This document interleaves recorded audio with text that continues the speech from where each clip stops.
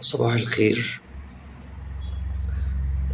هارد لك لكل جماهير نادي الزمالك، اللي كانوا في الاستاد واللي كانوا بره الاستاد. آه الزمالك خسر نفسه بإيده مع الأسف الشديد.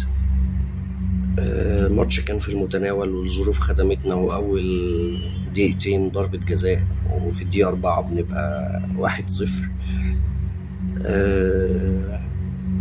مفيش حاجة كان ممكن تتعمل من الجماهير امبارح ما اتعملتش. لكن بقرار غريب من كابتن معتمد جمال اللي ياما طلعنا وأشدنا بيه، وياما طلعنا واتكلمنا عنه كلام كويس جدا.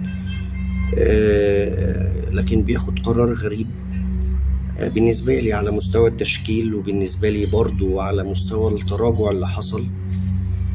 إن أنا أنزل ألعب تحت الكورة بالمنظر ده من الدقيقة 5 مثلا ولا الدقيقة 10، يعني احنا ما لعبناش أكتر من 10 دقايق. ما قدرتش استغل الدفعة الجماهيرية والعظمة اللي كان عاملها جمهور نادي الزمالك في المدرجات. ما قدرتش استغل الارتباك اللي كان واضح على لاعيبة اتحاد العاصمة بعد الجون الأولاني، ونتج عنه جون تاني لكن طلع تسلل يعني. ما قدرتش استغل كل ده وتراجعت، و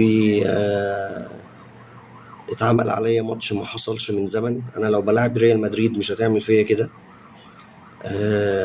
انا مش عايز احمل لعيبة، انا بحمل المسؤولية كاملة لكابتن معتمد جمال.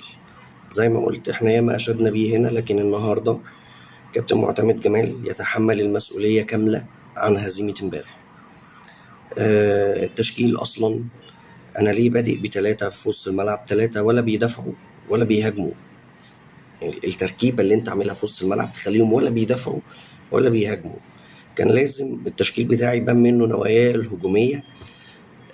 لازم يبقى لعيب مهم موجود بدل ادم كايد في قلب الملعب. عبد الله السعيد بقى بتزيرة، تستغل عدي الدباغ وينج وشيكوانزا وينج، وتلعب ناصر منسي من البدايه او سيف الجزيري زي ما انت شايف. لكن كان لازم التشكيل بتاعك يقول انا نازل اكسب ونازل اهاجم ونازل اقطع الدنيا. فتاني هارد لك لجماهير نادي الزمالك. عندنا ماتش مهم قوي يوم الاربعاء. بقول لو ربنا كرم بالماتش ده هيبقى كرم علشان جمهور نادي الزمالك اللي كان بيقع امبارح في المدرجات حرفيا. هارد لك لشحاتة تحديدا لكل اللعيبة. تاني بحمل المسؤولية الكابتن معتمد جمال، لكن ربنا كبير وإن شاء الله نقابل بعض وإحنا بنبارك لبعض بالدوري. السلام عليكم.